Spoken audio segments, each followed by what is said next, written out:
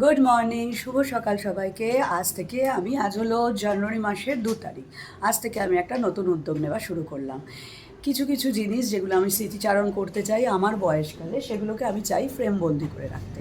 তো যাই হোক, অনেক দিন থেকে চেষ্টা করছি আমার লাইফস্টাইলটা একটু একটু করে ফ্রেমবন্দি করে রাখার।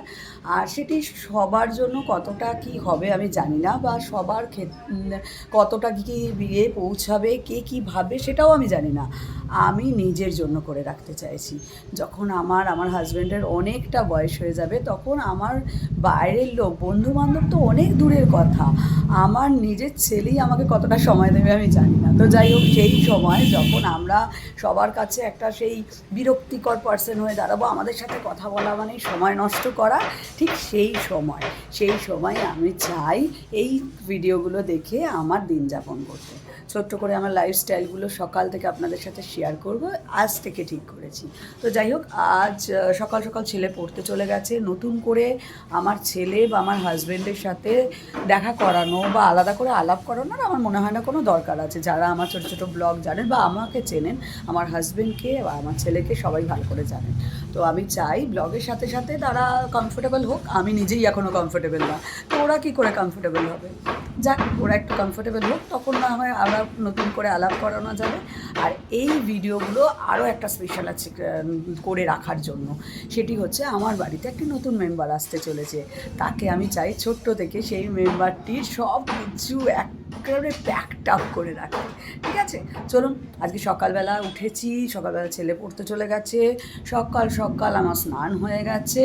এইবার যাব রান্নায়। টুকিটাকি রান্না করে আমরা দুজনে ঠিক করেছি বিকালবেলা থেকে একটু হালকা ফুলকা একটু ঘুরে টুরে আসবো। তারপরে কালকে থেকে তো শুরু হয়ে যাবে নতুন রুটিন, আবার যেই কি সেই অফিস, ছেলের স্কুল, সব কিছু। ঠিক আছে, চলুন এবার দেখা যাক আরেকটু বাদে কী করি, সেটা আপনাদের সাথে শেয়ার করি। এখানে আমরা অলরেডি সবাই মিলে বসে পড়েছি খাওয়া দাওয়া করতে। ওই যে বসে পড়েছেন ওনার পেঁয়াজ স্যালাড নিয়ে। আর বিশেষ কিছু রান্না করিনি, ছেলের ভাত মেখে দেওয়া হচ্ছে, একটু আলুর দম, ডাল, আর মা কাকিমা একটু চাটনি দিয়েছিল। আর এখানে হচ্ছে একটু স্পেশাল ডিশ, সেটা আমার সকলেরই প্রিয়। এটি একটি পকোড়া করছি, যেটা মায়ের থেকে একটু ব্যাটার করিয়ে নিয়ে এসেছি। মা ভীষণ ভালো ব্যাটার করে। আমি কি জানি কেন আমি ব্যাটার করলে এরকম হয় না, মা খুব সুন্দর করে দেয়। এটা রয়েছে একটা কাঁচা লঙ্কা, এটা আমার হাজব্যান্ড খেতে ভীষণ পছন্দ করে। এই কাঁচা লঙ্কার পকোড়া, আর কেটেছি একটু ধনেপাতা, অনেকগুলো ধনেপাতা এনেছিল, নষ্ট হবে, চলো একটু পকোড়াই করে দিই। যাই হোক, এইভাবে পকোড়াটা যা হোক করে সবাই মিলে একসাথে বসে যাব লাঞ্চ করতে।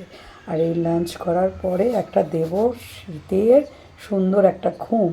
তারপরে বিকালবেলা উঠে দেখা যাক কী করি, সেটা একটু বাদেই আপনারা দেখতে পারবেন। চলুন পকোড়াটা ভেজে নিই।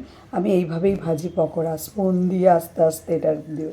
কেন বলুন তো, প্রচণ্ড ভয় পাই এটা ভাজতে, বাপরে যদি তেল ছিটিয়ে আসে। চলুন খাওয়া দাওয়াটা সেরে নিই সবাই মিলে, আপনারা চট করে লাঞ্চটা করে নিন। দেখা হচ্ছে ইভিনিংয়ে। সন্ধ্যাবেলা উঠে দেখি 18 degree temperature, but I am feel like 12 বাবা। আমি ভীষণ শীতকাল।